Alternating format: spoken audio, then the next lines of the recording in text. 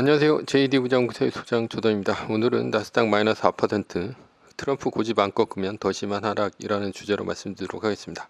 2025년 3월 11일 화요일 시황입니다. 조단 777닷컴에서 매뉴얼과 함께 자산을 10년에 10배, 20년에 100배로 늘리시고 조기 은퇴하시기 바랍니다. 주소창에 조단 777닷컴을 치시면 됩니다. 유튜브 멤버십에서는 매뉴얼을 더 이상 운영하지 않습니다. 뉴욕 마켓워치 침체 용인 트럼프의 주가 급락 채권 달러 올랐다라는 기사가 있는데요. 어제는 나스닥이 마이너스 4%, S&P 500 지수가 마이너스 2.7%, 다우존스 지수가 2.08% 하락하며 최악의 하루를 보냈습니다. 메인 이슈입니다. 나스닥 마이너스 4%, 트럼프 고집 안 꺾으면 더 심한 하락. 어제 하락의 원인은 트럼프였습니다. 트럼프는 미국 경기 침체를 불사하고라도 고율의 관세 정책을 밀어붙이겠다고 하면서 주가는 폭락했고 나스닥은 마이너스 3%를 찍었습니다. 이것은 마치 2018년도 10월에 파월의 데자뷰를 보는 것 같습니다. 2018년도 10월 파월은 금리를 올리고 있었습니다. 당시 9월에 기자회견이 있었고 앞으로 금리를 계속해서 올릴 것이냐라는 기자의 질문에 오토메이션이다 이렇게 파월은 대답했습니다.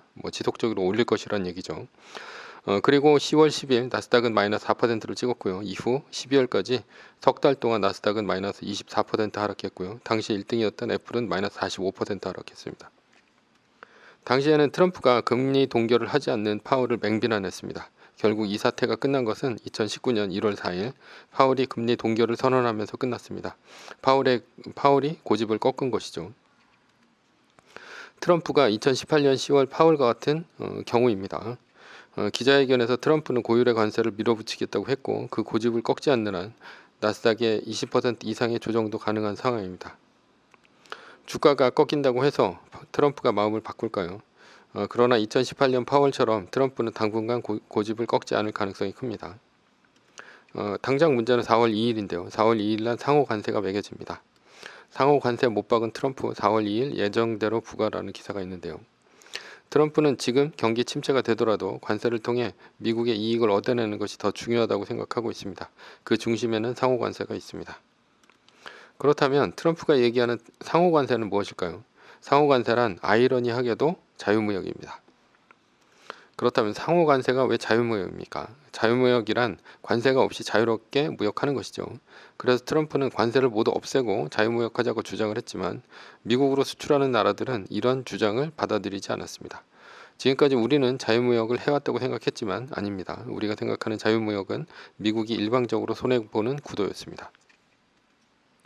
트럼프는 EU는 미국 갈취하려 탄생, EU 차 등의 25% 관세 곧 발표라는 기사가 있는데요. 미국은 EU의 자동차에 2.5%의 관세만 부과하고 있습니다. 그러나 EU는 미국산 자동차에 10%의 관세를 부과하고 있고 부가가치세는 17.5%에 달합니다.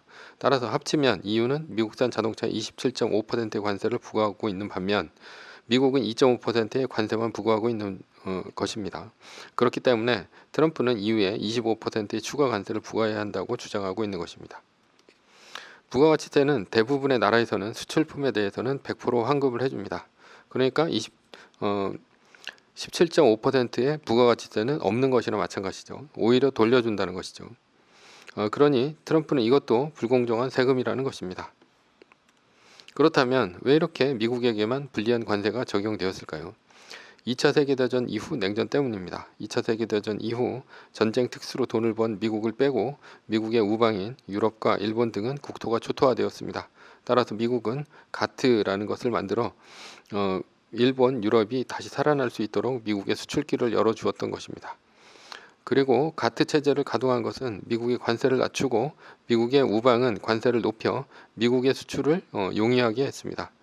대신 미국에서 유럽의 수출이나 미국으로부터 일본으로의 수출은 힘들게 된 것이죠.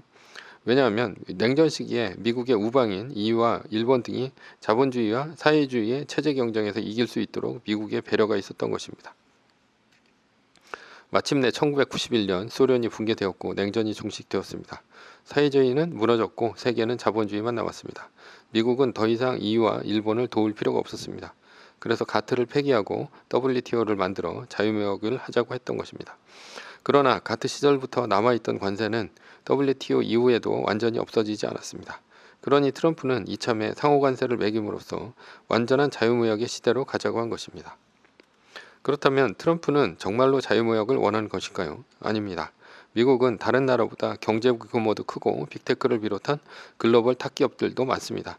따라서 완전한 자유무역을 하면 다른 나라보다 미국이 훨씬 유리합니다. 그러니 트럼프가 원하는 것은 자유무역이 아닙니다. 트럼프가 원하는 것은 무엇일까요? 첫 번째는 국채인데요. 미국이 6개월 동안 앞으로 6개월 동안 갚아야 할 미국의 국채가 7조 달러입니다. 그런데 미국의 수익률이 국채 수익률이 높아지면 국채 발행 시 금리가 높아지기 때문에 미국의 재정 부담이 높아지죠. 그래서 관세를 매겨서 증시를 떨어뜨려서 미국의 국채 수익률을 낮추려 하고 있는데요. 그래서 트럼프는 주가가 떨어져도 관세 폭격을 계속하겠다 뭐 이런 의지를 내비친 건 아닙니까? 만약 이런 이론이 맞다면 앞으로도 미국 증시는 지속적으로 관세 공격 때문에 최소한 6개월간은 떨어질 것으로 보입니다. 두 번째는 부동산인데요. 트럼프 2기의 목적은 부동산입니다. 미국의 서민들이 하나의 집을 갖는 것이죠. 서민들이 부동산을 살려면 이자율이 낮아져야 합니다. 그런데 인플레이션 때문에 이자율이 현재는 높은 상태입니다. 따라서 관세 폭격으로 경기 침체를 일부러 만들면 이자율은 떨어지게 되어 있습니다. 미국의 10년물 국채 수익률은 4.1%까지 떨어졌습니다. 반면에 트럼프는 증시는 거의 신경을 안 쓰는 것으로 보입니다. 트럼프 당선 후 현재까지 같은 기간 SNS의 발언 빈도를 보면 1기 때는 170번의 증시 관련 멘트가 있었으나 2기 때는 현재 2기죠. 2기 때는 한 번밖에 없습니다. 따라서 지금 트럼프는 증시보다는 부동산에 더 신경을 쓰고 있는 것으로 보입니다. 세 번째는 미국의 일자리 증가인데요. 트럼프는 바이든의 돈을 주고 우방의 반도체 공장을 미국에 유치하는 반도체 칩스법을 비난했습니다. IRA법 이런 것들도 다 비난을 했죠. 보조금을 줘가면서 TSMC나 삼성전자, SK 하이닉스 그런 반도체 공장을 짓게 할 필요가 없다고 말했습니다.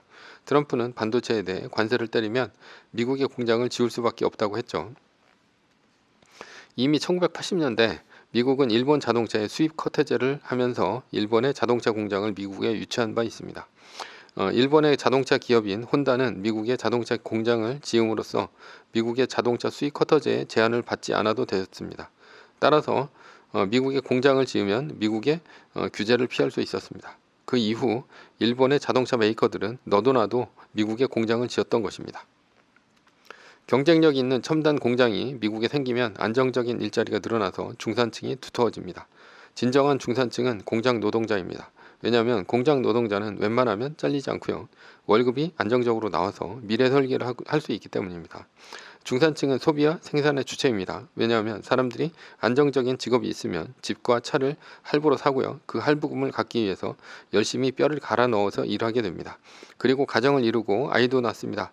즉 중산층이 늘어야 나라의 안정적인 발전이 일어난다는 것입니다. 네 번째는 중국 고립인데요. 미국은 중국과의 미중 전쟁입니다. 트럼프는 관세를 때림으로써 우방국과 중국의 협력을 끊어낼 것입니다. 예를 들어 파나마 운하의 운영권을 중국으로부터 빼앗아 미국 기업으로 준다거나 유럽의 화웨이 장비를 쓰지 못하도록 만드는 것들 말이죠. 이것을 이제 관세로 주장한다는 얘기입니다. 즉 트럼프는 관세로 미국을 위대하게 만들고 있는 중입니다. 결론입니다. 4월 2일 전까지 상호관세에 대한 합의가 쉽지 않을 것이고 주가의 변동성은 더 커질 것입니다. 트럼프가 상호관세를 고집한다면 2018년 10월에 파월처럼 나스닥은 더 심한 폭락을 할 수도 있습니다. 그러나 지금의 위기를 잘 넘긴다면 반드시 주가는 오릅니다. 아무리 추운 겨울이라도 언젠가 반드시 봄은 오는 것처럼 말이죠. 매뉴얼입니다. 세계 1등 주식은 전고점 대비 2.5% 떨어질 때마다 10%씩 팔면서 숏을 치며 리밸런싱을 하다가 나스닥 마이너스 3%가 뜨면 숏을 치며 말뚝을 박습니다. 그러다 반등이 시작되면 V자 반등 리밸런싱을 하면 됩니다. 자세한 내용은 JD부장연구소 인강 사이트에서 강의를 들으시면 됩니다.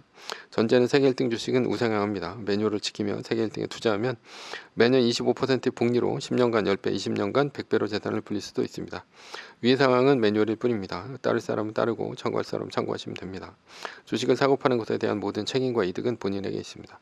매뉴얼을 지키려면 머리를 쓰지 말고 머리를 쓰려면 매뉴얼을 지키지 맙시다.